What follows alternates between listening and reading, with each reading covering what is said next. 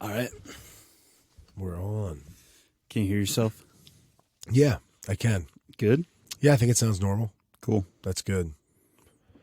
Can you hear yourself? Yes, I can. Awesome. Damn. Episode 11. Mm-hmm. Fucking burning through them. I know. Still need a new name. Yeah, actually, Did you think of something? No, but we need to come up with that quick. Yeah. Because we're getting to the point where, like... If not, we'll just stay figuring it out. Yeah. And that kind of sucks. Yeah. So I thought of like a couple ideas, but they're a little long was the problem. Like everything I thought of was kind of just lengthy names. I like the idea of like a shorter 1 or 2 word thing. Yeah. You know, so that was my big problem. Like, I don't know, one popped in my head that was like a line. I don't know what made me think of it, but it was, you might not approve, but you might want to listen. And I don't know why. There was like a ring to that. And that's good, but that's like a paragraph. It's so long, I know. I did like Mike and the mustache. I thought that was funny. That's definitely cool. It sounds very much like an FM morning show. Yeah. Yeah. And the only thing is then I'm stuck with a fucking mustache for as long as this show goes on. There was a local programming. I don't know if it was a talk radio or like sports talk. I mean, definitely talk, but Mike and the Mad Dog, is that a thing? Do you know what that is? I think Mad Dog is. I don't know what Mike and the Mad Dog is. I've never heard of that. It's something. Yeah. I think I'm more lined up with the mic now. Do you noticing that? You're good. Okay, cool. Hold on. Now here we go. Maybe tilt the mic itself up a little bit. Up a little bit? Yeah. Oh, okay. I like that there's technical stuff again. Yeah. We like that technical stuff at the beginning. I mean, this is a technical podcast. Yeah. That's kind of what we set out to be, is to delve into the world of technology. So that's what you get for the first 5 minutes of every show. That bone is so big. There's this. Put it on. Yeah, it's on camera. It's so. I'd be nervous to get Connor a toy that big because he might it's big enough where they might hump it. He doesn't hump, dude. That's good. And he's got his nuts, and they are thank God he doesn't hump. Very prevalent. Doesn't that just really make a boy dog just way less cool to have if he just has a humping thing? Oh yeah. That's so obnoxious. I wouldn't want him. I'd send him back. Yeah. If he just humped everything. It would be so embarrassing, but like if we were dogs, like we'd probably give it a shot. I mean, what, just humping everything? Yeah, like what a taming of our boy dogs. Like you are not allowed to hump anything. Well, I got him. Ugh. I got him and he still had his nuts. And he was like close to 2. And I just couldn't take him away from him. Man, you've had him a while now. Yeah, coming up on 5 years, maybe. Something like that. Yeah, so he's definitely like midlife. Yeah, he doesn't have much longer. He's like what, like 8? No. He's 7? He's probably 6 going on 7, something like that. Oh, okay. You know what's funny? What's that?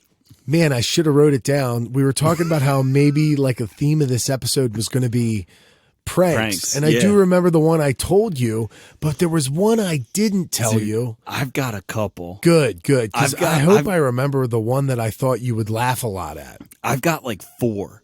And I was kind of hoping that you were going to come in strong with a bunch of pranks because you had a little bit more mischievous and destructive younger years than I did. Yeah, definitely. I mean, I loved doing pranks. Some of them are too, inside baseball. You know what I mean? Like it's too many pieces to explain. Yeah. It'd be like if Jim tried explaining his antics with Dwight on The Office.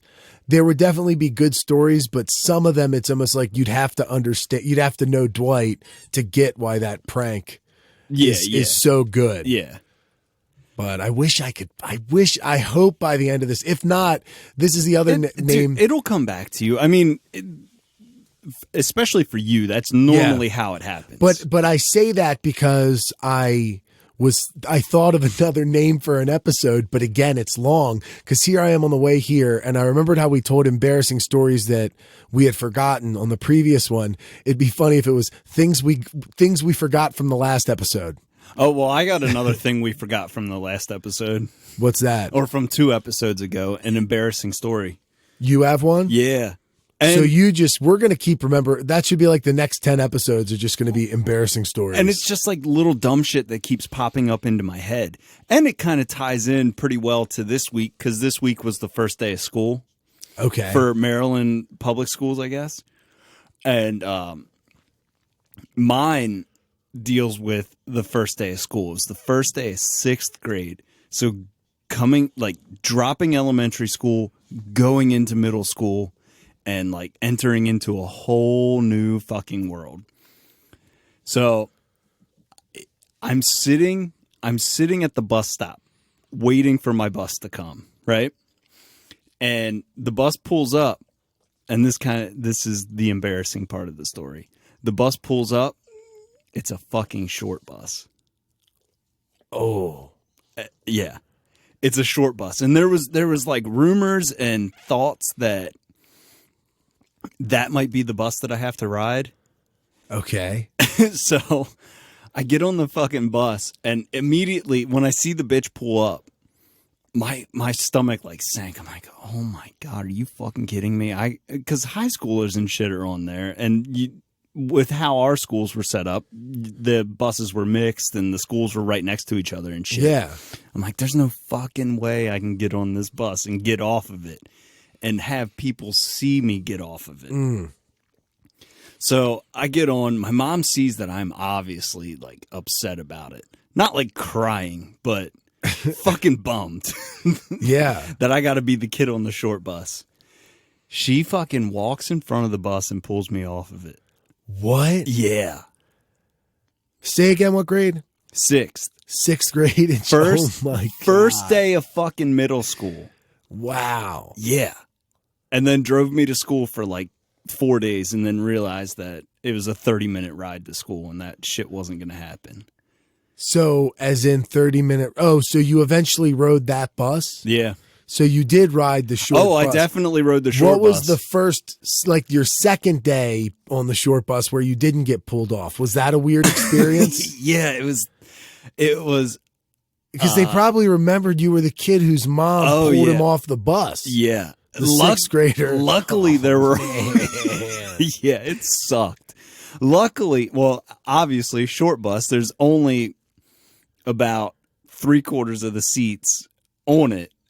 And there were only about 4 or 5 people on the bus at the time. Okay. But still, and one of them was the kid who got on right before me. And he was like one of the bad kids of the neighborhood. Mm-hmm. And he was probably 3 or 4 years older than us. But it was still just a kick in the fucking Was he balls. in the Norrisville district? Yeah. I would know. Can you say his name or can you not? What if you say his first name? Or should you not say I'll say it. This will be the only thing ever that we edit out. Okay. I'd have to see him, but I do know him, I think. Yeah, I do know him. Yeah. So this part's not edited, but that was. He just said his name. I 99% sure. I do. So like he was like kind of a bad kid, but also kind of like a little bit of a short bus kid, right? Yeah. Well, see, the thing is, he might have failed a year, actually. I think he did. He was originally my brother's age, and then he was a lot older than he. Yes, definitely. Yeah, but see, it wasn't like a mental thing why I had to ride the short bus. My neighbor was in a wheelchair. Okay, like right across the street.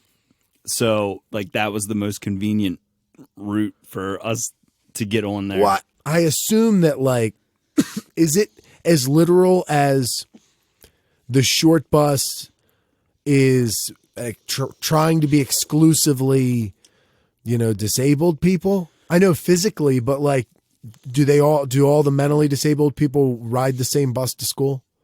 I think they try and put the kids with issues kids with issues on the same bus because they have like helpers and stuff. What if they just had a really cool bus, dude? It was just like bright colors and like ball pits. And I don't think that would work out well. Ball pits and bright colors and kids with mental issues. Yeah, that's true. That might not go too well. Yeah. Oh man, be a fucking blast, but be a good documentary.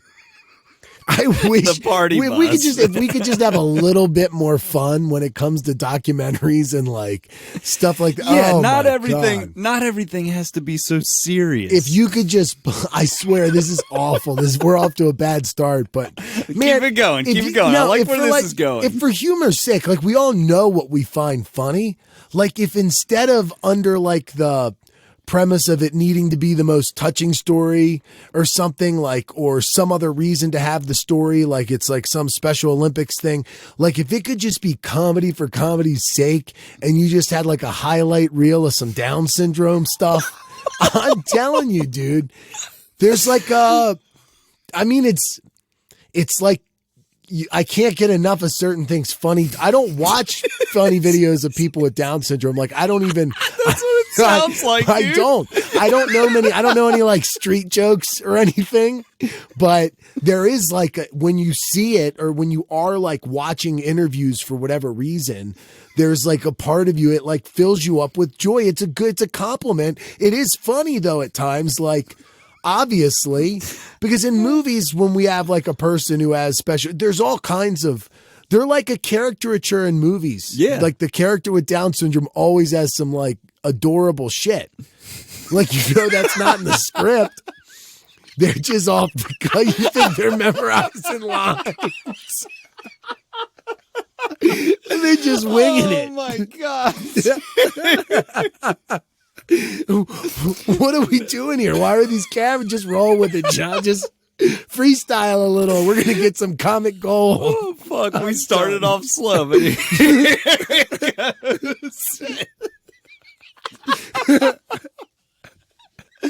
oh man, the adorable shit line got me, dude. I should have just said dogs instead of that. Just oh. This is funny, dude. I actually holy shit. It's a bad segue from Down syndrome, but fucking A. One time I was around my buddy. I say buddy in quotes. He was like, I mean, he is a buddy of mine, but I only know him so well through the MMA gym, and he's a nut, dude, an absolute nut, in a great way, in a wild way, and in a bad way, and just has had a very, very crazy life. He's from a different culture. And yeah, he's just wild. But anyway, we were at these fights and the way he was acting and like he's not all there in certain ways mentally. And I was like, and it's something just hit me. I just looked at him and I'm like, man, he's like a fucking high functioning pet. Like we're out here like looking after him like he was drunk and being obnoxious and his brain is maybe spectrumy or something. He has a very different way of thinking. And at times, that's a really bad thing to say, but the way he is dependent to refer to a human as a high function. He's very dependent in a social circle in a way that's just, it's different, man. And that was a segue from Down syndrome. That's terrible. Yeah. Jesus. What? I'm just saying it's nothing bad. No, you're good. I mean, does Hollywood not exploit that a lot? They totally Have you seen do. that Rosie O'Donnell movie? Oh my! I can't believe that's dude. a fucking movie, dude. Oh, what's it like? Riding the bus with my sister. Riding the just bus. The way it is. They even called it Riding the Bus. Was that a short bus movie? I don't know. I've never seen it. What if it was like? What if the movie was because you had a neighbor?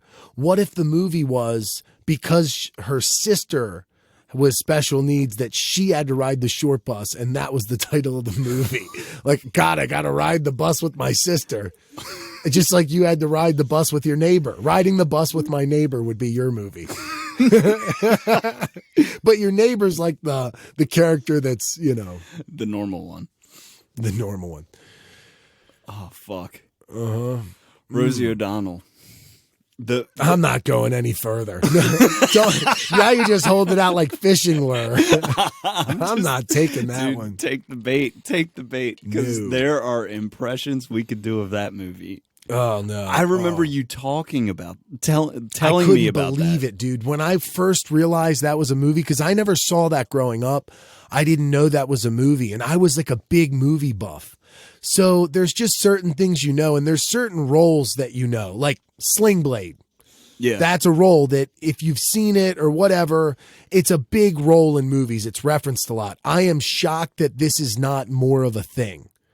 What? The Rosie O'Donnell movie. Like, I always think of Sean Penn and I Am Sam. Yeah, there's I Am Sam, Sling Blade, Rain Man. There's one from the 70s. See, you can do Spectrum. See, that's easy to do. And then, or you can do like Asperger's, Big Time, Savant, and The Ringer, which is recent. With Johnny Knoxville. It's funny how it's like, it's definitely okay to make a character that's obviously Asperger's, especially like Savant characters are really common. Like maybe the kid wasn't Savant. Maybe he was blind. What was Mercury Rising? What was the kid in that? I don't know what that is. With Bruce Willis and Alec Baldwin? I don't know what that is. But as far as characters that have of Mice and Men style character, where you would just, street lingo, slow. You would. That's the street lingo. The street lingo for it. Slow. Yeah, they're just slower, and there's a comical nature of it that they're playing off of too. Yeah, there's like a genuine innocence about it, like this fucking 40-year-old man who kind of looks normal. He could be kind of like, especially when he's like an attractive dude, like a good jawline. You're like, what the fuck? Remember in It's Always Sunny, the rapper guy? Oh my god, yeah. What was it? Oh fuck. Oh my god. She's dating a guy she can't tell if he's retarded or not. That's their language. Yeah, not ours. We are politically correct and accepting of all people. No, that's street too. Yeah, that works on the street. That's why I was laughing when you said street was slow. Street talk. That's going to be our podcast name. Street talk. Street talk. Oh man. Holy shit. God damn it. A second. I wish I could remember the Oh, I forgot. I brought I should do this now. What do you got? I'm going to leave this here. What is it? It's tequila. I'm just going to have a sip of tequila at the top of an episode. That'll be your bottle. Yeah. Cool. What is it? It is, I don't really know much about different tequilas, but it was Corazon, I don't know how to pronounce it. I don't know what that is. But it's Blanco, like the clear, not like the, this is good though. Of all the tequila I've gotten, there's one that has like a deer or an elk on it. That's good. But I'm used to getting rail tequila out because I never really buy tequila. Because I like to buy a bottle of whiskey and it'll last me like 2 months. Yeah. And like every few nights I might have just one sip out of it. The only time I've ever bought tequila, me and my buddies used to buy a bottle of Patron on New Year's. And then at 12 o'clock we'd take a shot. Because Patron is like nicer. Yeah. It's a little bit more smooth. Definitely. And that's the only time I would ever buy tequila. I got a bottle of Patron sitting on top of the refrigerator, but that was like a housewarming gift from a couple of years ago. Yeah. This is ridiculously smooth. Like I just drank. Here, I'll take a tug. Yeah. You'll be surprised, man. It's Huh.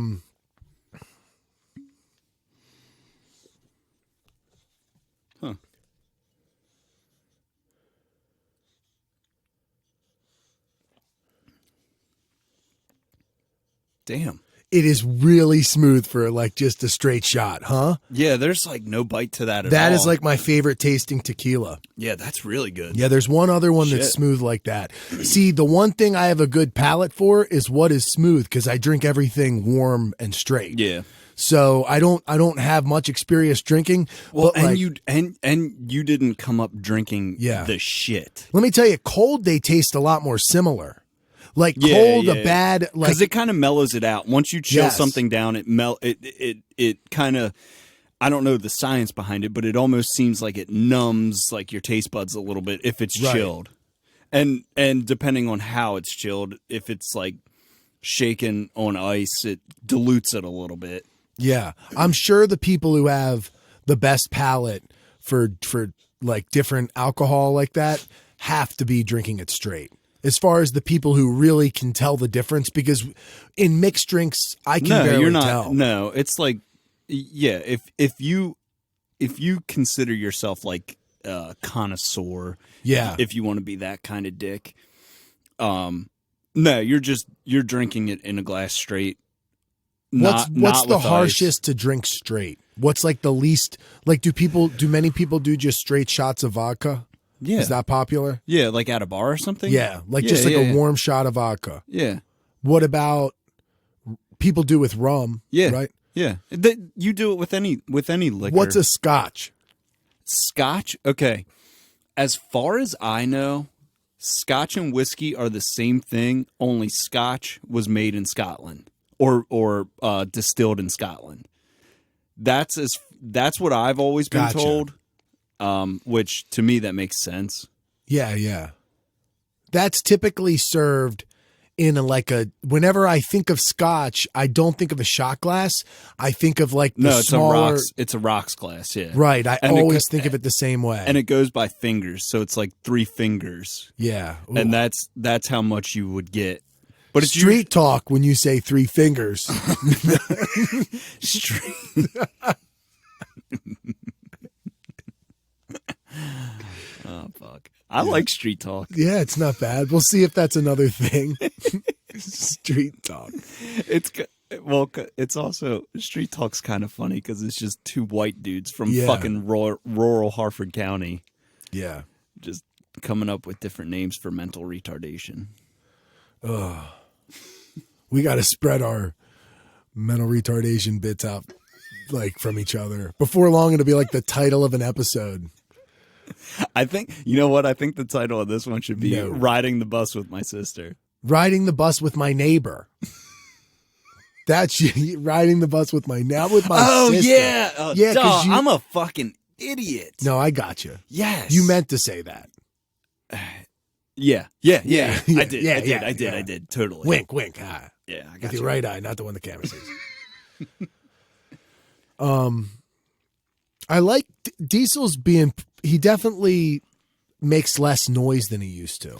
Yeah, until he gets, as long as you pet him and keep him calm, he'll be all right. Yeah.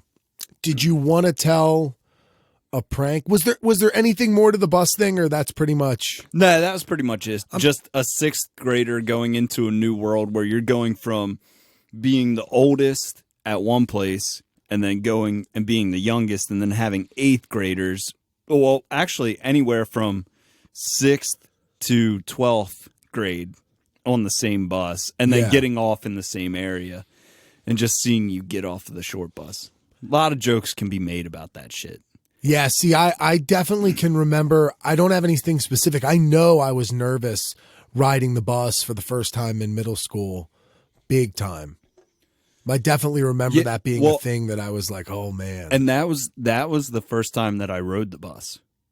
Okay. Because I didn't go to Norrisville. I had a boundary exception to go to Jarrettsville. What was the reasoning behind that? Because my brother's 6 years older than I am. He already was at Jarrettsville when you moved? No. He was already in middle school by the time it was time for me to... No. He went to Norrisville. He went to Norrisville? Yeah. And you went to Jarrettsville? No, by the time I was going into like kindergarten and stuff, I guess he would have been in 6th grade. He didn't go to Norrisville. Yes, he did. How many years? I don't know. His whole childhood?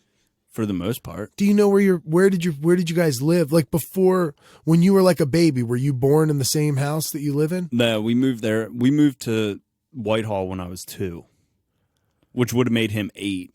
Okay, where did you live before that? Rosina Court. I think it was in like Rosedale or something.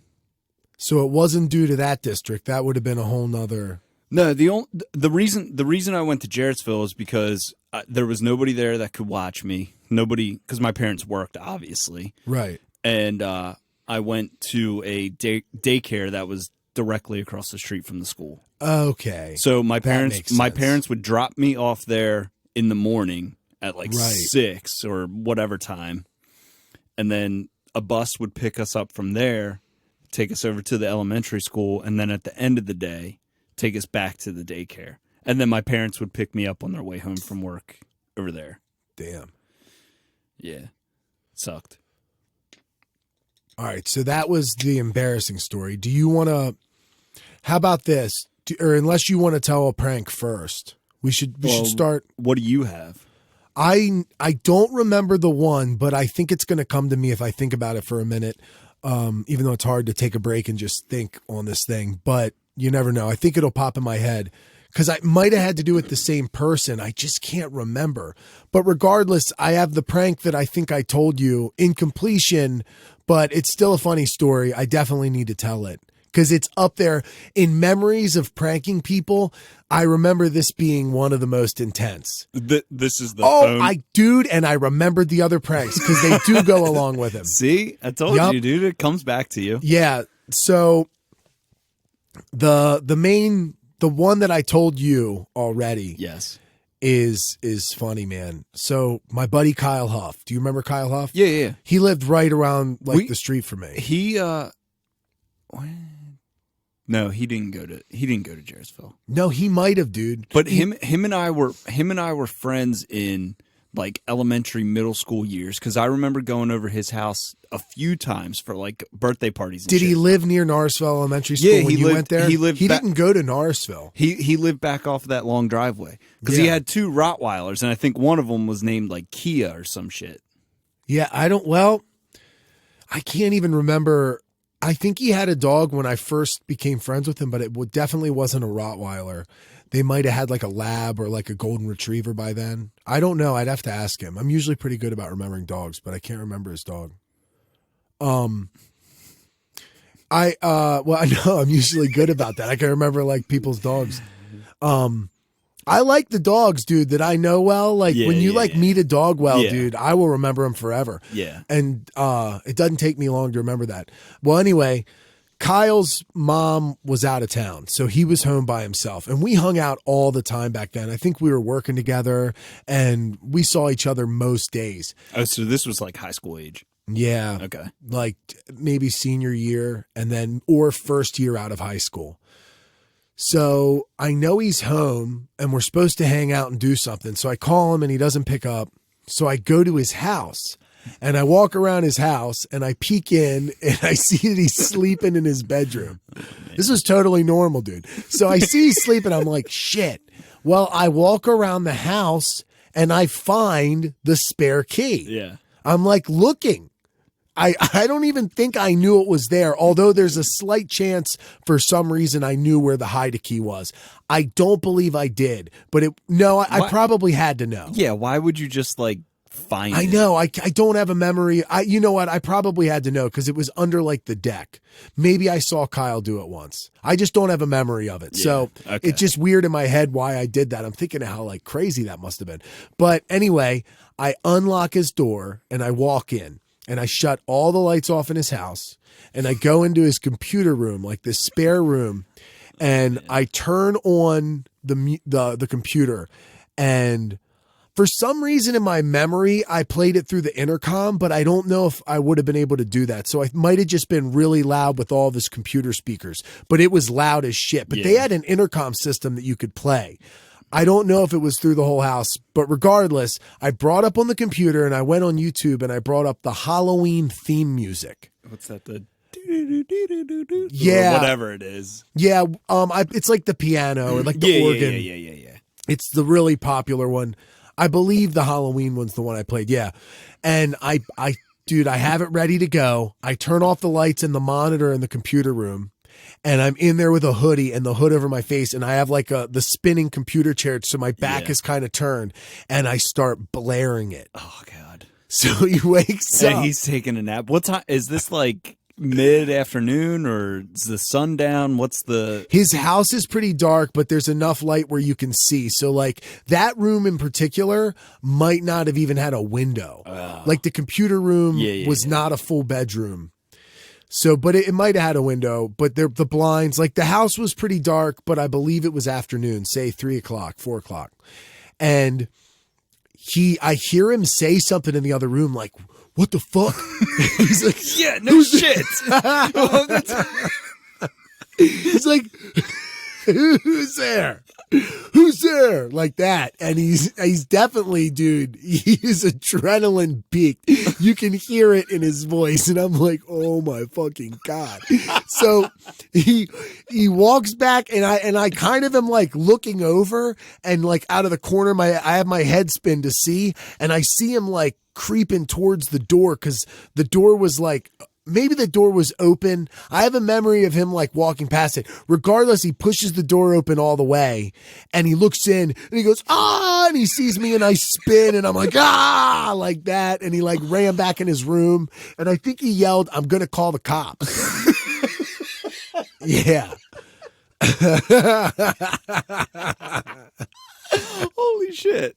Yeah, dude, had to be so intense. Why the fuck would you run back in your room? I'm running out the front door. Dude, I think he just freaked. Holy shit. Yeah, he ran in and slammed his door. He probably was going to go out that window. He probably just would have went out a window, like go in the door, lock it, and one time or in one he went under his fucking bed.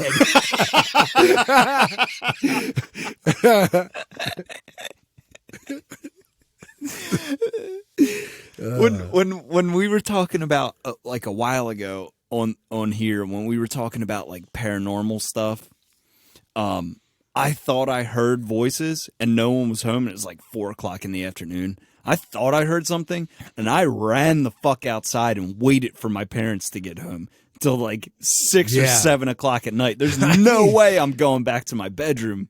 Yeah, like if you really think about what it must have been to be like, dude, that a kid, you wake up in the pit, and everything's dark, and the house lights were actually pretty on and off, like there was more activity in the house. And then on top of it, there's music playing from the computer room, but there's no light from the monitor. Yeah. I had like the door cracked where you could kind of see in. Oh, it was a dark room. Did you say that you turned the monitor off? I think I did, but regardless, the monitor was off, so it was just like a dark, empty room. God, that's fucking creepy. Yeah, and like I said, there's a slight chance that there was a way to play it through the intercom, but regardless, the sound system in the computer room was, I definitely think it was loud. Like, it wasn't just that little tiny freebie that comes with the monitor, like it was like a powered speaker that was loud, or like a system. Well, if you're napping and you hear anything disruptive, whether it's the Halloween music or anything, it's eventually going to wake you up. Yeah, and like I recall it not being that often that he had like had somebody like to be completely home alone. Yeah, your mom's out of town, I think was a fairly rare thing, but I could be wrong. But I remember thinking that, or he said that. That's fucking hilarious. Do you want me to tell the other things that I did that? Or do you like there's like another story relating to him, but I can circle back if you want to tell something. You might as well just keep going. Okay. So yeah, that way. And I'll probably tell Kyle to listen to it. So that way he can, if he doesn't feel like listening to the whole episode, it's straight through. Isn't it, real quick, not about pranks or anything. Isn't he like a photographer or something in Philly or something? Yeah. Like doing cool stuff? Yeah, man. It's funny. I used to see all of this shit pop up on Instagram. Sometimes it's weird. Like you'll be following somebody and then all of a sudden it's like you never see their stuff and you go on their page and it's like they have post after post. Yeah. He's one of them with me. Maybe because he was posting a lot or he has a lot of followers or something. For some reason, he doesn't pop up a lot for me, but I used to see it a lot. So I should just go on there and like a bunch of his shit and then it'll pop up. So it comes back. Because he's not on, he doesn't do anything on Facebook really, I don't think.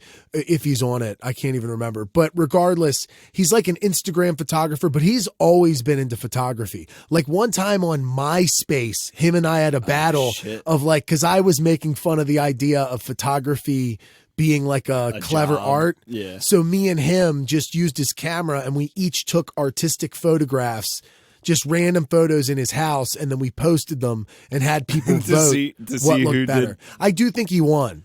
He's been into photography for a while. Now he really knows a lot about it though. Yeah. Like when we were just into high school, he wanted to be a photographer, but that, it's like being a white belt in jiu-jitsu. Like if your buddies pick on you because, oh, you think you can fight, they still might be able to kick your ass. Because you're just a white belt.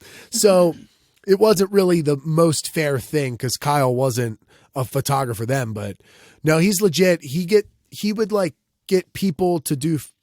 He would photograph for other people's Instagrams occasionally. What? And he was like, when I went out and hung out with him, we hung out with people he met through a photography thing through Instagram for Philly because he lives in like the city. Yeah. And it's just like a network of people. I don't know how popular it is, but like he had friends through the photography Instagram community locally. Damn, that's cool. They were cool people. Like it seemed nice. And, he had his own place with his girlfriend, who I believe he's still with last time I checked. And yeah, no, it was good. So cool. Anyway yeah, that's a lot but it's still interesting, the photography thing. I know he was making some money that way and like a good enough amount, or there was something relating to that. And then he had like a cell phone did something like a cell phone place. But anyway, Kyle had a party. And because I live so close and my parents didn't, my dad didn't care, he had people park at my dad's house and then he would drive them back to his mom's. Like a shuttle. His mom didn't want, if the neighbor saw a bunch of cars, they would have told his mom when she was out of town. Yeah. This is like in the same string of days, dude. So like, this is the way we would prank each other. And I took it to some levels. So every time he would go to pick somebody up, I would do a different prank while he was gone. Oh, shit. So like he would go to pick somebody up from somewhere. And the first thing I think I did was I we rearranged all the furniture or something was one. Then the other one was, it might have been coupled, but I believe this was a separate one. I lit a fire. Now here's the problem in the, or it was something, I did a fire in the thing, but the chimney wasn't closed or open. It was like an electric starter or something weird. Wasn't actually like a legit, like wood stove, but it was still a fire. Cause like the smoke alarm might've went off, or I can't remember, but the next one was my favorite one. And it's probably the least like offensive. Well, no, it's pretty bad, but I filled his fucking dishwasher up with dish soap. No way, dude. And I turned that bitch on. Are you fucking serious? He came home. He came back to that. Holy he was only shit. gone like 15 minutes and we're having a soap sud party. He opens up the door and says, soap sud party. Dude, was the kitchen fucking filled with soap? Oh yeah. Holy shit. Suds were everywhere. Damn. Yeah. And then it'd be like, we got to pop all these bubbles. So like, and just like it's like being a foam. obnoxious, It's dude. A foam party at a shitty club. Yeah.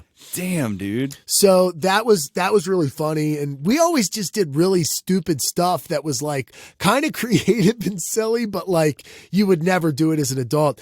We used to like dizzy wrestle or something. We'd get super dizzy and maybe we boxed with boxing. I don't know what. Dizzy wrestling? Or I don't know if we were like trying to fight each other. We might have been boxing, but it wasn't with like hard gloves. I can't remember, but we would get dizzy as fuck and then do something. I don't remember it being wrestling. Maybe trying to push each other. There was like a game we did with getting dizzy as fuck. Dizzy wrestling sounds cute. When's the last time you actively got dizzy? Dizzy kissing. When's the last time you actively made yourself dizzy? Like when you were a kid, you did it a lot, right? Yeah, I would sit in the office chair and spin myself around. Yeah, like at what point in time did you stop getting dizzy? I've played Dizzy Bat before.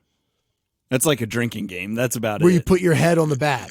Yeah, and you spin around, and then I use that as an example for jujitsu, and I never know what I'm telling them to do. But I'm like, you know that thing where you put your head on the bat and you're spinning? They're like, it's called Dizzy And Bat. I'm like, it's like that, because like the way you spin on somebody and keep pressure, and all your weight's on them, like you're trying not. But regardless, I tell people that, and I don't even know what the fuck what it is. Well, for future reference, it's Dizzy Bat. Dizzy Bat, cool. Yeah.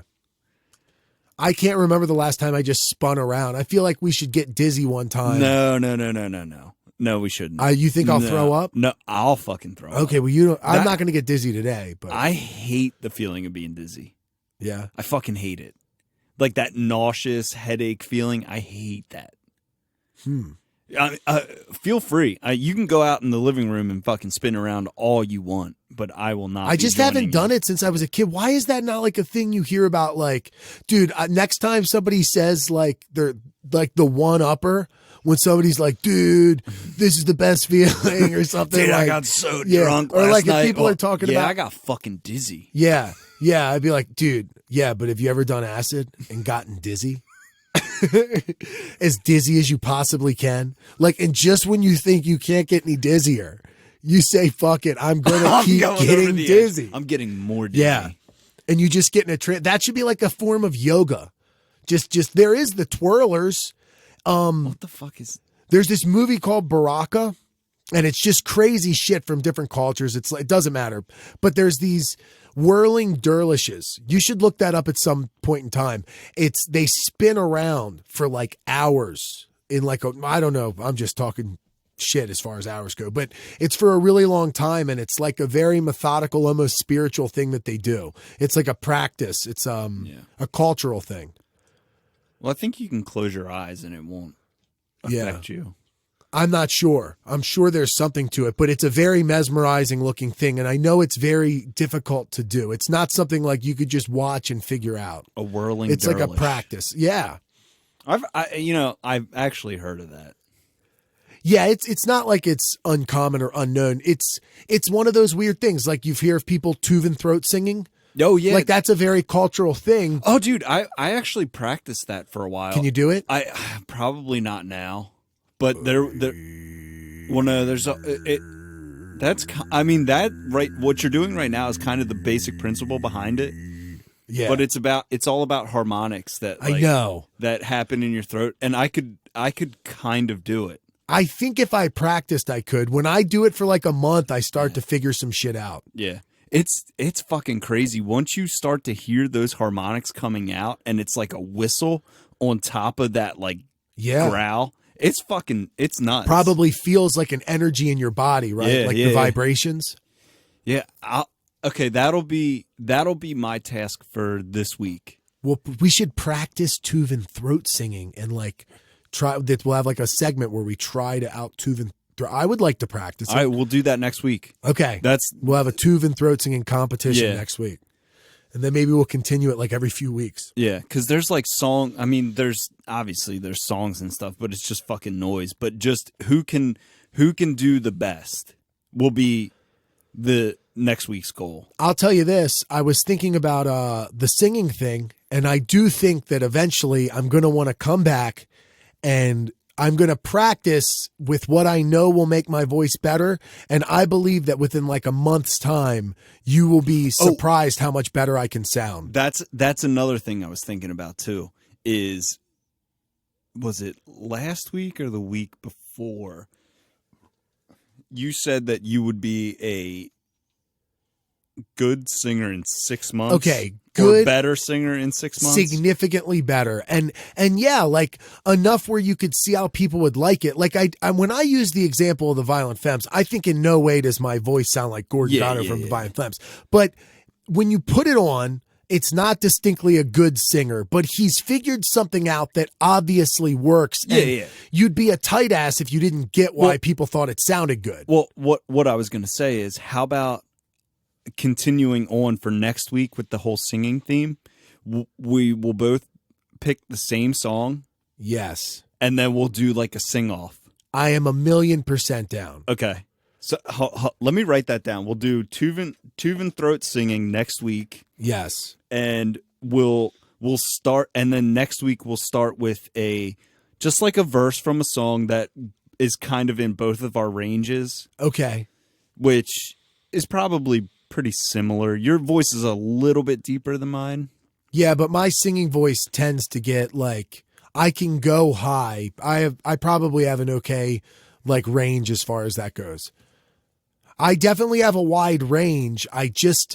This is why I think this about my singing, okay? And I think you'll understand why I say this. I don't think everybody has it in them to figure singing out, right? Like you can just hear the way they talk and you know it'd be the most uphill battle.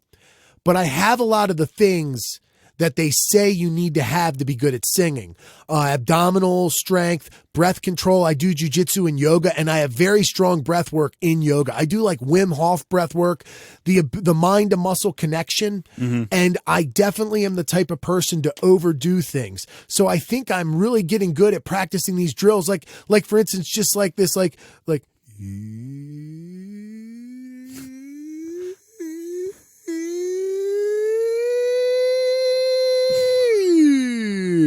and then you do that a bunch of times, and then next thing you know, you're doing it and there's no hiccups, right? Yeah. Like clearly I can't just do my whole range without cracking without... You're stretching your vocal cords and warming your vocal cords up and getting them used to... If I was to think about it and relax and loosen shit up, I get what is being relayed to me. I understand what I need to do to improve, and I can tell when I warm up in a way or focus on certain things that I don't do well, that I can improve pretty much all of them, outside of the fact that I don't think I'll ever sound distinctly pretty and light.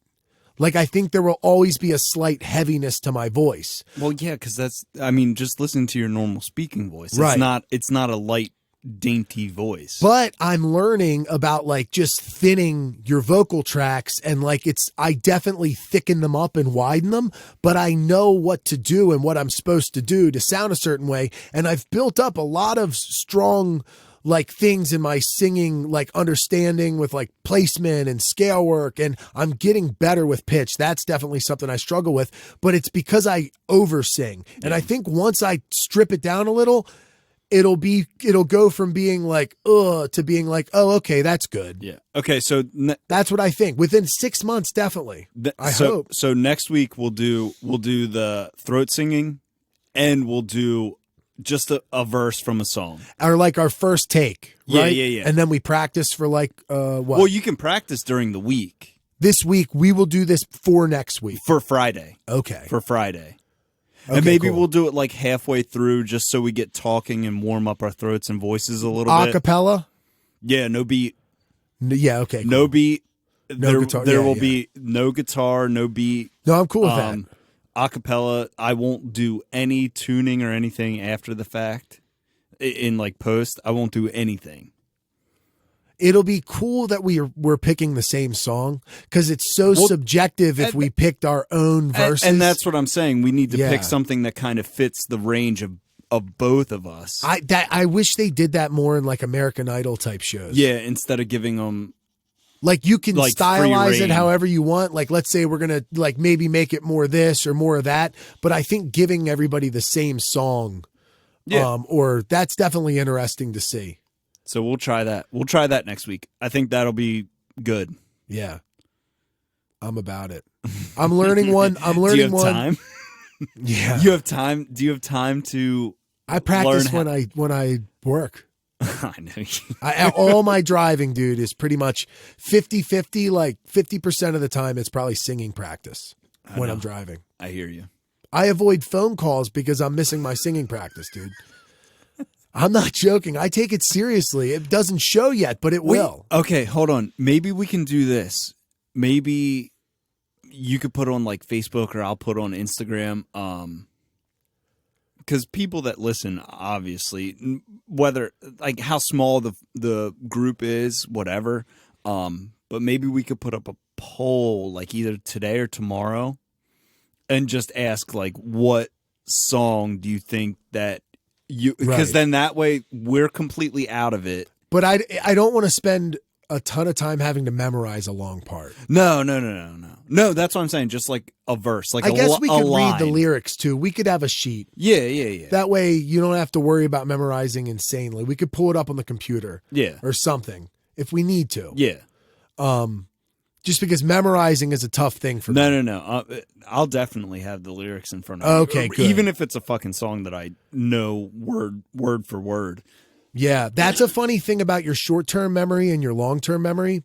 It definitely takes a long period of time. No matter how much I practice something, it is hard for me to memorize something within a week. Yeah. Because I have to think about it in the moment. And it takes a really long time for me to put stuff in the flow state, in the long term, just instinct. And that's definitely something in my nature, which is why I'm confident about the singing. Because oftentimes in the beginning stages of things, I seem very klutzy and clumsy, but I have a pretty good vision about what I'm going to be able to do and not. And how many people do you know actually try to learn how to sing? Especially men with bad, like they say men with deep voices are going to struggle the most in the beginning. How many guys do you honestly know try and practice singing? None. And like except for people that I know who can already sing. Yeah. And I try harder at this than at pretty much anything else I do at the moment.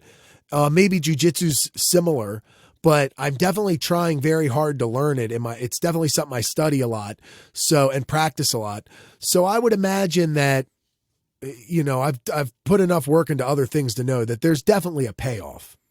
There's definitely going to be a pay. And in 6 months' time, especially, there's obvious payoffs. You could just go back and listen to my original shit and be like, oh, okay, yeah, there's definitely an improvement. There's going to be an improvement regardless of whatever it is. If you're doing something for 6 months, you're going to be better than day one. And then 6 months later, it might not be much of an improvement, but there will be some sort of improvement. It's interesting because I don't know anyone who's gone down that path, which is why it is kind of like it is a curious path because like it's obvious to see, like I lost a bunch of weight when I was younger. Well, it's obvious to see that path. You stop eating as much. Yeah. You start exercising a little. Boom. You're a body transformation. Everyone knows that you can do that. Everyone knows that if you lift weights, you're going to get stronger. But I've never seen this firsthand the same way. So like it's a path that I don't really know what to expect. Okay, well then know what I mean? How about this? We'll throw this on it too. In your 6 month journey, do like a 30-second video clip of you just singing, and then I'll put together a montage at the end. Oh, okay. So like every week or like every month. Let's do every 2 weeks. I'll figure something out. So in 6 months, that'll be 12 clips at, let's say, 30 seconds. So what? That's 6 minutes. And it'll be just the same song? Same lyric. Same part of a song. Yeah, that'd be good. Is that too much to throw at you? No, I can definitely do that.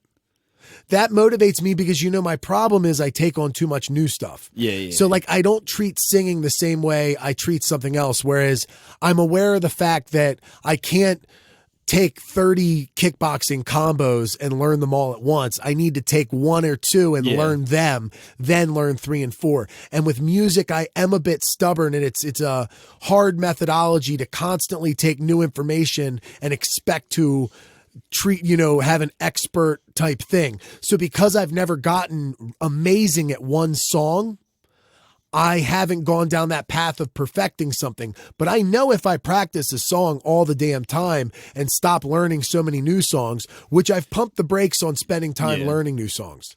Really, you're spending time memorizing. It's good to have a catalog, but it's also better to perfect the shit that you already know. Dude, every time I finished memorizing, I would stop practicing it, and I would just practice it enough to keep it memorized. Let's do, instead of 30-second clips, let's do 15 seconds. Okay. So then that'll take it down to 3 minutes. Yes. If we do every 2 weeks for 6 months. I'll figure it out. Yeah. I can just do it here. I should just do it every time we record. I just acapella record off mic. I'm off a fucking idiot. That's an even better idea. Yeah, that'd be good. Assuming we're still doing this in 6 months. I could record it the second we're done. I could definitely. I could do the same song. Okay, cool. I'll do one. Just pick a line from a song. How do you want to make the very first one live on mic? I can just do it now. I can do anything up. I'm not warmed up, but I mean, I'm warmed up enough. We've been talking for an hour, so This one's not in like a really high range. Okay, just do it. Whatever you do now, whatever you do right this second I'm is gonna what keep you're doing. going to stick with. I'm cool with that. Just do like 15 seconds. I'll just do the first verse. I'll do like the first verse. It might be like 30, 45 seconds. Well, whatever. I'll do like the verse and a chorus. Yeah. I'll stop it Wait, before verse and chorus? Well, why not? I mean, you're not going to play all the parts of all the songs. But just for the first one and last one, I should do a full one. Okay. You know what I mean? Yeah, for the first and last one, I should do more than just 3 lines. Yeah, I get what you're saying. Because then I'm going to obsess over 3 fucking lines. Yeah, I get you. I want to do verse and chorus. All right, go ahead. This is a Mark Lanigan cover of a song, I'll Take Care of You, but I think they use it in a Drake song. So you might be familiar with part of it, but the original is a fairly unknown, like, old song. But it's I'll Take Care of You. I know you've been hurt by someone else. I can tell by the way you carry yourself. But if you'll let me, here's what I'll do. I'll take care of you.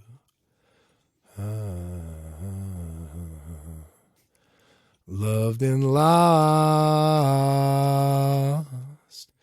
the same as you. So you see, I know. I'm just going to cut it there. Okay, that's good. Yeah. All right, how about for next week's challenge, we just use what you just did?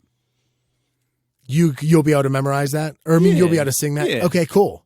So that'll work perfect. So that'll even kickstart it a little more. And then from there, I'll record clips. And you can too if you want. You might be able to. I'll do it. We'll both do a 6-month challenge.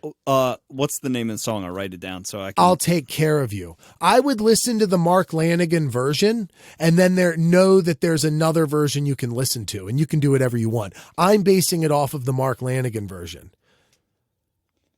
If you want, dude, do you have the audio cable to your phone? No. You don't have anything audio plugged in like that? Dude, it would probably make sense to play a clip from it. I could. Never mind. Oh, wait. I have my phone. What about from your computer? Yeah. No, that doesn't work. Nah, hold on. Give me like. You're good. Give me like 2 minutes. You're good. And then after that, you'll tell your pranks and then we'll wrap it up. Yeah, and I think I'll just go with like the worst prank. Okay. We can always tell more next time. Yeah. Like I said, the one episode or name of the podcast idea I had was the things we forgot or things from last episode, essentially. Shit. I can't do it. You can't do it. No, well, because I don't have the freaking one thing you need for iPhones to. You don't have an aux cord? Nah, I do, but my iPhone can do it. Actually, oh yeah, your phone. Yeah, my phone. Can. Or dude, I'm not thinking. I can just play my damn phone in front of the. Yeah, that'd be the easiest thing to do. Yeah, I'll just play it in front of the thing. If it doesn't sound that great, who cares? But at least it'll sound good. This mic's nice. It'll sound good enough. It'll sound like a fucking iPhone or cell phone getting recorded. Yeah. All right, let me see here. Almost there.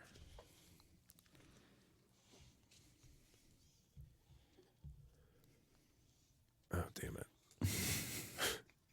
I was there. Oh, almost. Now, the reason it's only going to take 1 second. It's that he has Mark Lanigan, and then there's Mark Lanigan Band, and there's 2 different things for him on my music app. But here we go. Oh.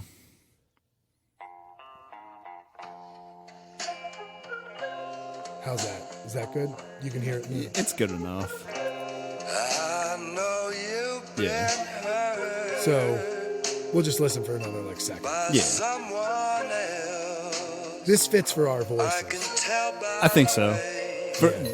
I think it's something that fits for the two of us. Yeah, cool. Good. Yep. So, pranks. Oh, okay. So I'll start with the worst one, because before we got talking about all the singing competitions, I had 4 in my head. Come here.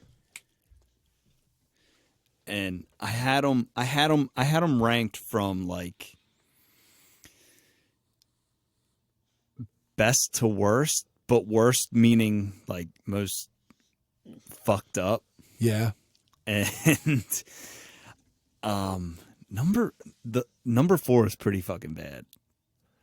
So should we'll just do number 4 and then maybe just call it a. We could definitely continue the prank things. I'm sure I could come up with a couple for next time, and if you have a couple more, we definitely could do that. So yeah, we'll circle back around. But I guess do your number 4. I'll do the worst one, and it's not like worst in terms of like destructive. It's just kind of morally fucked up. Oh God. So me and a buddy were going out to get drinks, and my one friend knew that we were doing this because he couldn't make it. So we get back, and him and I were roommates too. So we get back and sit down. The night ended a little bit sooner than we thought it was going to, and we come back to our place, start cracking a few more beers. I'm like, I'm gonna do a prank phone call. So I called our other buddy, and I was like, dude, you got to be quiet for this. Please, just shh. And I called him, and I started like with a real trembly, like crying voice. And he answers the phone. I'm like, Dan? He goes, yeah, man, what's up? I was like, dude, I need your help. He goes, oh, man, what's going on? What happened? I was like, man, I was just on my way home, and I fucking just crashed my car into a ditch. Oh my God. He goes, dude, where are you? I'm like, honestly, man, I don't even know. We were at the bar for a while. I'm just on this back road, and I just fucking wrecked my car, dude. I don't know what to do. He's like, tell me where you are, and I'll come and pick you up. I can only imagine. No one's ever done anything like this to me. Not this one. Man. No one's ever lied to me and told me anything like that, dude. That's gotta like just be. It was. Oh my God. It was so funny, and the phone call went on for like 5 minutes. He's like, "Are you okay?" I was like, "Yeah, I think so, man." But this is fucked up. I need your help. Dude, it's funny. Like some of like the craziest moments or like the most like scared moments in people's lives could be pranks. What if like your most PTSD moments were all like fucking pranks? That's how hard these types of pranks are. It's like, I'll never forget the time I got that phone call that blah, blah, blah happened. Well, what happened? Well, it was wound up being a prank, but it was very intense. Dude, I was pissing myself. When I hung up, I was fucking crying, laughing. And when I think back on it, that's a fucked up thing to do to somebody. Dude. Because he was concerned. Oh, I bet. And wanted to help me because he was just being a good friend. I bet when you tell him that story, he can immediately feel how he felt. Oh, dude, every time I'd be like, hey, Dan, remember that one time I called you and said that I was in a car accident? But I fucking wasn't. I'm sure he can. Yeah, I fucking remember it. Yeah. You don't even think about the way that it's going to actually stick with people. Oh, no, dude. Because at the time, that was the funniest thing in the world I could have done. Yeah. That was hilarious to me. Yeah. I just went with it. It was I was so with you funny. with that style of humor. I would never get how anything like that would be bad. I just didn't understand how people like pranking each other that really like fucked up stuff on like, you know, like your dad's dead type shit. Well, no, well, I mean, honestly, anything, I didn't think about psychological stuff like that, pranks. I actually thought more like when people did things that physically hurt each other. I didn't like that. No. I wouldn't want to like be like fucking electrocuted by my friends. Like people, no, fuck no. Or like sometimes people would mess with like my food and that would piss me off. Like put salt in your drink. Oh, I've done that. Yeah, like salt in the water. it's okay, but like it does piss me off. Like it brings me back. That's like strong memories. Yeah. Oh my God. I can imagine like some of the nasty shit people tried. Slaw mix as a pudding. Someone gave me. So fucking, and I hate mayonnaise. When I was working in a kitchen, my cousin, he's like my second cousin. He was the kitchen manager, but also like the head chef. Yeah. And I had stepped outside to smoke a cigarette for a little bit. And when I came back in, he dumped like a whole fucking salt shaker in my water that I had sitting like off to the side, off of the grill. And I came back in and I took a sip of it. And that's like, it tasted so strongly of salt. It was almost a feeling. It went from I know what you're talking It about. went from a taste to a feeling. I can feel, even when I think back on it now, because I sipped out of it like 3 fucking times to figure out what the hell was going on. And when I recall that memory now, I can still feel what it felt like to drink all that salt down. I can do it with salt and Coke. I can remember the first time someone did it to me. I had just started working at Country Roads Deli and someone did it as a prank with salt in my soda. It's such a distinct feeling when you drink, when you consume that much salt. I thought of another prank I did, by the way. Go ahead. This is golden, dude. April Fools for my dad. Now, when we first got internet, my dad quickly... Dude, your dad's stories are fucking hilarious. I is a don't think good we've one. told any of them on here. The one. But that was one you didn't even know. Yeah. I'll get into one where I'll talk about this lion ring. He likes to troll people. Like, for instance, one time he got my former sister-in-law Velcro for a Christmas gift. And she was so amped. And he's like, yeah, I mean, I just figured like it's so useful. Most people have things they need Velcro for.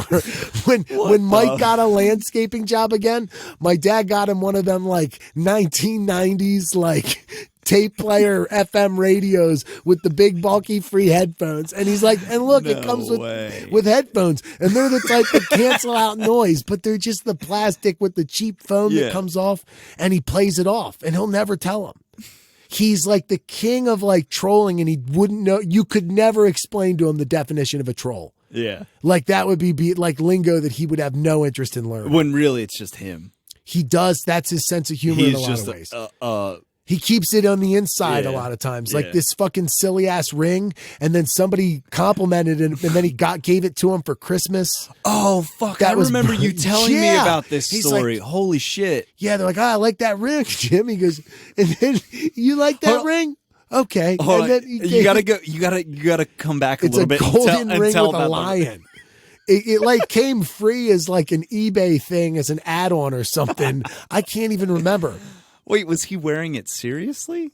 I'm half joking. Who knows? He thought it was silly, but he likes getting a reaction with that shit. Yeah. So but he plays it off. He doesn't mind being the butt of his own joke. Yeah. And he doesn't mind you thinking oddly of him if it's like a plant or a seed, like it's just his sense of humor. It's different. And honestly, I don't know if I knew he had that a little bit, but as I get older, I see him do more stuff like that where he just keeps him entertained, I guess. But he never lets him know that it's a joke. And it's a joke, but he plays it off so well, dude. Yeah. Like the ring, he was like, oh yeah, it's this. And he was telling him it means something in France, and he doesn't know anything about it. Yeah. So then he gave him the ring. And then he said that on the next family gathering. So he gave me, I knew you liked that ring. I just wanted you to have it. And he's like, no, Jim, you could have, no. I saw the way you looked at it. It's yours, pal. And meanwhile, it's like the scene in The Office. I reference The Office a lot. Hopefully that's open enough. Where Michael Scott's it's his last episode, and he's the fucking scarecrow. And it's like the first time he's ever actually been in on a joke. Yeah. But it was, dude, and he gives Oscar this scarecrow that's like drawn like so shitty, and Oscar's like, thank you, and then it cuts to Michael laughing so hard. Like, he thinks so little of me. Yes. Yeah. So my dad kind of occasionally does stuff like that in a different way. But when the internet first came out, not first came out, I'm sorry, when he started getting on the internet, he like initially maybe he just used email, AOL email, and it was for eBay. Like that was the only thing he did online was he would buy and resell antique pocket watches mainly. And he had like an antique pocket watch business that he got into because he was buying and selling like antiques, like coffee tins and antique tools, and he would refinish them. Yeah. And somebody told him about buying and selling stuff on eBay. It got him into the watches. So pocket and wrist watches, nothing crazy stuff that you could like buy for like 10 to 20 bucks and then sell it for like 100 to 150 after you fix it up. Yeah. That was like the usual goal, I would say. He never had many things that were like $200, $300, usually like sell them for anywhere from 80 to 120, I would say. Quick sale, quick turnaround. Yeah. Make a couple bucks off of it. Yeah. And, but he called the internet eBay, and that, like, you know, he just would stick to it, and you could never tell him getting different. on eBay. Yeah. The eBay's not working. It would be the thing. And the eBay's down, and it's never the internet. He probably didn't know what the internet was, but he knew what eBay was, you know? Yeah. So what I did was on April Fool's was I deleted all the icons off the desktop. So the only thing that was on there was the recycling bin, and I changed the background, and it was just a black screen with red, like computery font. And it said, "You have a virus, ... Your eBay is ... And then in all caps, broken." He was so fucking worried, and he actually didn't let me know right away. Yeah. And what wound up happening was I wanted to get on the computer, and he was trying to not let me get on the computer. Let you know that something wasn't wrong. I think he was going to try and fix it. Oh my God. He was like hiding it from me. Holy shit. I'm 99% sure that's what it was. Like, I think he thinks he gave the computer a virus and he didn't want to tell me because he's always complaining about the computer and we're always having to help him. Yeah. So I think he just, if I remember correctly, but regardless, that's what I did to him. And it was so simple, but like just, and this is one of those ones, it helps when you know the character. Yeah. Like it's like you got to know Dwight to get the pranks sometimes in the office. You have to have a basic understanding of like who your dad is. But him and technology, like, and just the thought of him thinking that was like what a virus could look like and how a virus would work. And then it says your eBay is broken. And the panic that must have set in because he had an eBay business. Yeah. 100% feedback, dude. He had shit pending and he's probably just like wheels are turning. Like, can I do this from work? Yeah. Shit. Yeah. It was the same day I tried to get on the computer. But he acted like nothing was up. And you know what? I think he probably tried. I knew he got on the computer. If I recall correctly, I think he played it off like he hadn't got on the computer yet. That's what it was. I think he just played it off like he hadn't been on the computer. I don't know what's going on, man. Oh, just like, and then was trying to blame it on you. This is a funny technology story with my dad with, oh my God. So you know how text messages have like the automatic messages you can send? Mm-hmm. So when you text them, they'll have an automatic reply. Auto response. So my dad texted me something like, "Hey, what's up?" or "What are you up to today?" And I was like, "Nah, not much," something like that. And he goes, "I'm at the movies. I'll talk to you later."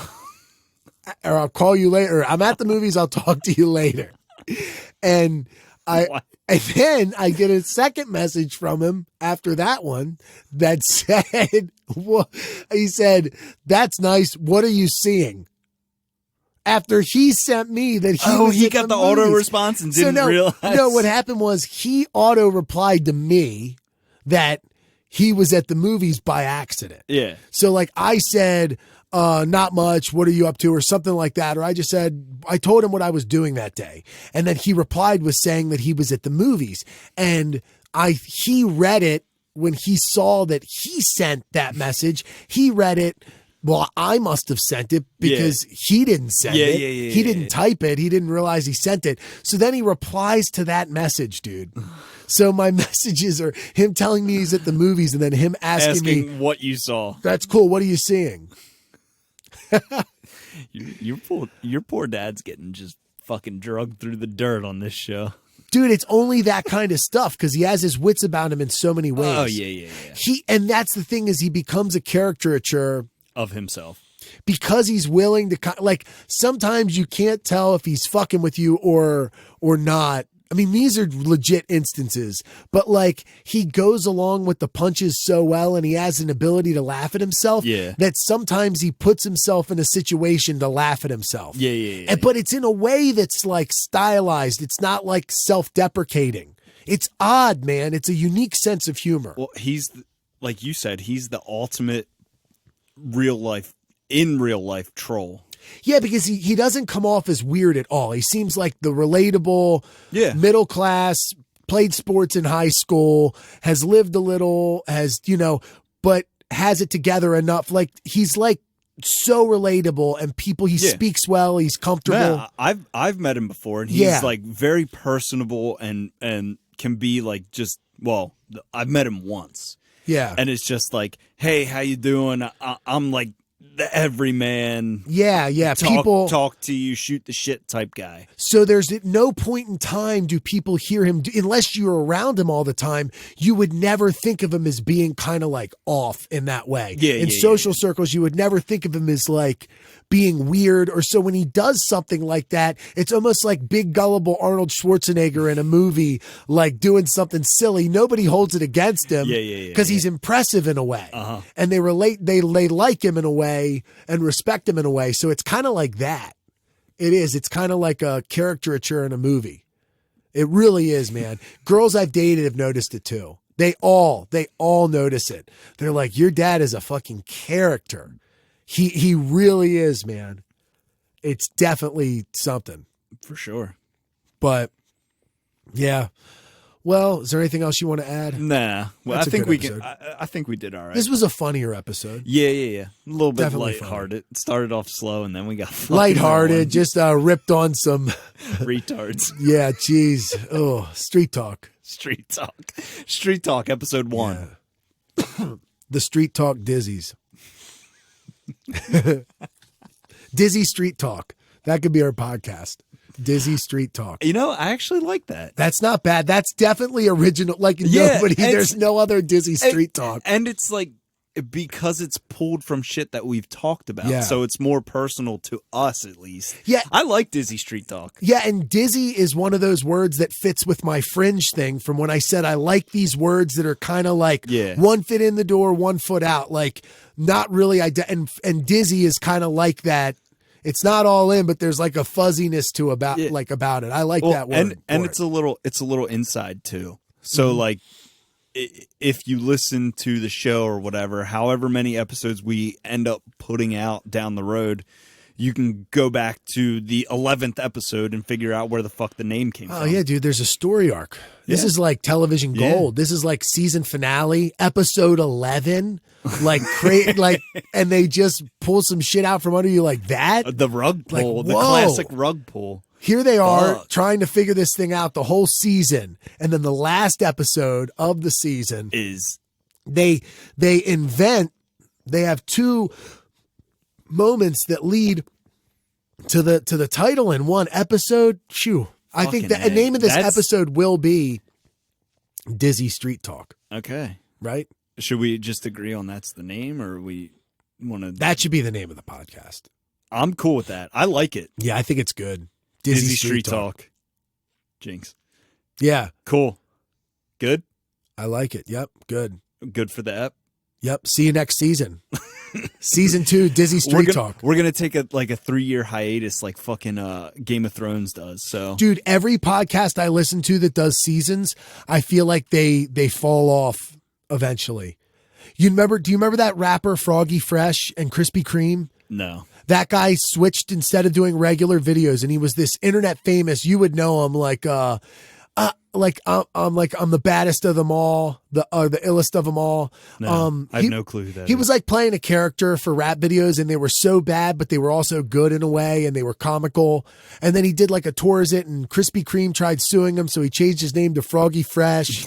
And he had like a song called like Dunked On, and it was, the videos would get like 1 million views, and then eventually like 700,000, stuff like that. But he took a long break, and when he came back, it was like he couldn't get 20,000 views to save his life. Because you got to the good thing, but the unfortunate thing with like shit that we're trying to do with like this podcast, which I actually like, is it has to be a weekly thing. So I look forward to Fridays. You lose steam when you're a seasonal podcast. Yeah. Unless you have like a network backing you, like a huge podcast network. And it's so telling of how fame. It's so telling of how short people's attention spans are now, especially with like social media and stuff like that, is if you're not constantly putting out something, whether it's us taking the videos and putting that out a week. Right. Or releasing an episode every week, people fucking forget about you because it's so oversaturated that like you can get easily replaced, regardless of how big or how small you are. Yeah.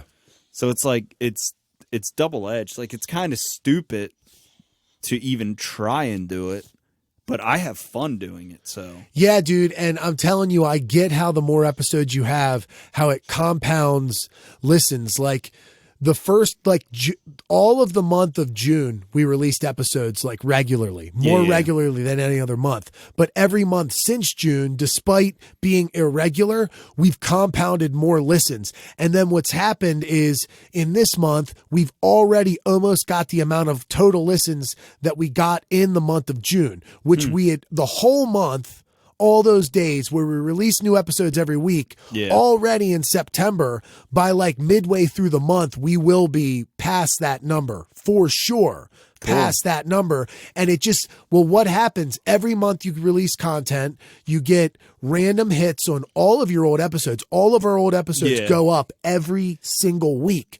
So eventually you're going to have a first episode that had 1,000 listens. And when you have that many cracks at it and you have good content, if you have the content, I see how it's just a race. Like it's a marathon. I'm sorry, a marathon race. And it's a numbers game, man. Just stick with it. Stick with it. Not to say that we'll be successful at it, but yeah. I heard him talking about it on Rogan. They were talking about, that's like the main podcast I've been listening to because I've been catching up since I started landscaping again. So I haven't branched off because I'm not caught up with all the episodes I want to listen to. Yeah. So that's why I keep referencing that. But I do listen to a handful of other ones too. I just haven't recently. Anyway, and I listen to jiu-jitsu ones that are not worth referencing. But they were talking about podcasting, and he made the point as far as like, and Jamie, the producer, I think, and him were talking about it at some point.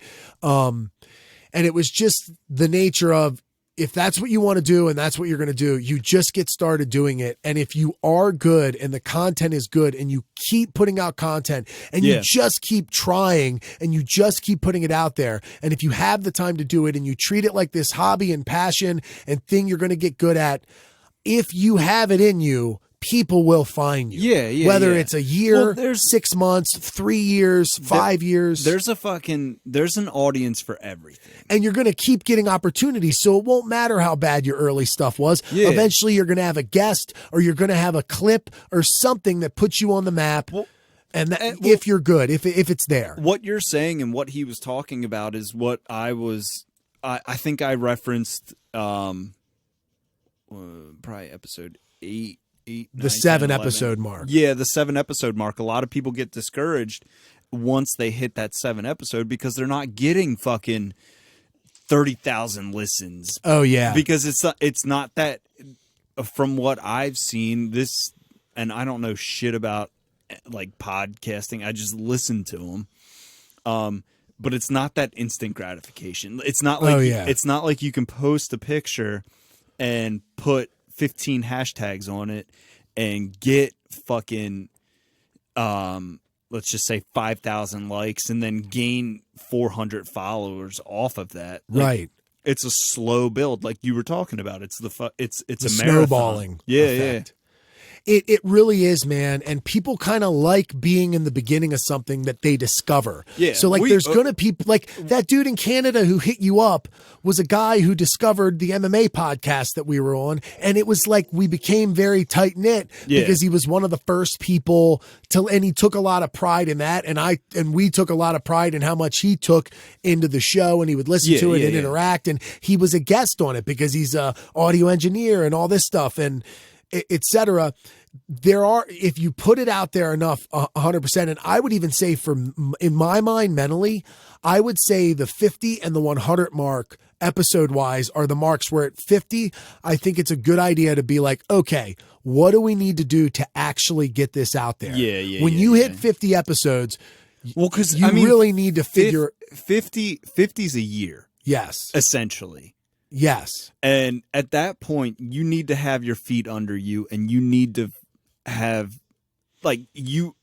after a year, you should have some sort of solid fan base, and you need to figure out what is the next step. If it hasn't grown more than like 10 to 20 people, and it's not like, I would say by the 50 mark, I would love knowing that we had 80 regular listeners. Yeah. And you might gain 15 in one episode. Yeah. And 80 might be a bit much. Maybe just one new, I don't even know what a good goal is initially, but I know once you get to a certain number, that shit grows quickly. It's just going from one fan to 5 to 10. It's the whole, you tell two friends and they tell two friends pyramid and scheme. They tell two friends. Yeah. Dude, nope. You know what? Our new name we're gonna start is pyramid scheme. We're going to start taking lessons from Bernie Madoff.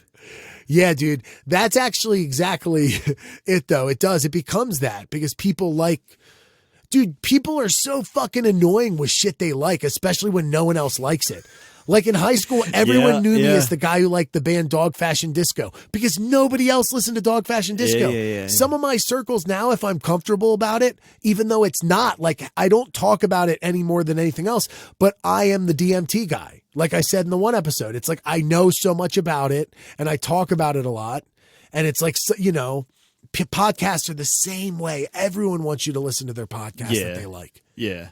So it definitely works that way. But I don't know. I'm good on that. I guess for now we'll just keep at it and see if we get better. And like 50, I said, and then at 100, you really, if you don't have a fan base that is like obviously growing and heading in the right direction, that's when you need to like be like, okay, we're putting the gas pedal down, or we're going to be in the comedy world. It's like being the 7-year open micer. You can be an open micer for 2 years. And then but if you're not a feature yet, or you need to start getting some kind of notoriety, featuring at bar shows, yeah. hosting at the local club, getting guest spots, getting paid spots. If you're still just showing up doing open mic spots and nobody wants to book you, and like maybe at best you've been able to run an open mic, but nobody even likes that because you can't even be the successful face of a show. Like, dude, that is it. You have 2 to 3 years of real work, and if you're not there, you're not going to get it. Yeah. And I think podcasting, the good thing is it's easy to do a podcasting makeover. Like, okay, we need to find a different route. Comedy's a bit harder because comedy that's the shit that you think's funny. That's your personality coming out. Like we could easily flip the script right now and just turn to, like, just for example, because it's what comes to me, a socialist podcast. And we could just research throughout the week and come up with socialist issues that we wanted to talk about, because that seems to be like the big hot button issue now, and would probably gain a little bit more success out of that. But I was thinking about, like, if you could do you could do a podcast on The Office, which I'm sure there's a bunch. But every episode could just be different hypotheticals, like how do you see each person dating each other? And you think of all those scenarios. In each episode, you just do one hypothetical, or like the funniest lines or your least favorite lines in the show, least favorite moments. Like, you could easily, and then once you've come up with 20 ideas, next thing you know, you have a million ideas. Yeah, it's so easy to come up with new ideas. Back to it. It's easy to flip the format. Yeah, it's season 3 is going to be The Office. The Re-Office. Okay. No, I got definitely. nothing for that Yeah, one. yeah, okay. We'll just end But it yeah, cool. See ya. later.